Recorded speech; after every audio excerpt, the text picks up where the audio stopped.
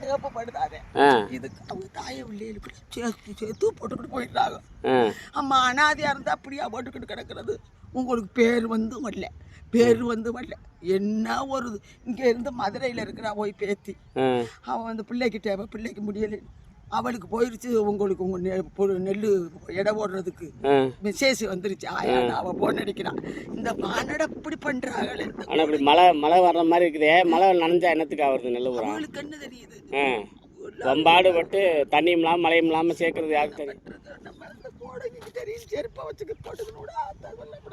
பாடுபடுத்துறாங்க இப்போ. இப்போ எடுக்கிற ஆளுங்க யாரு வந்து எடுக்கிறாங்க?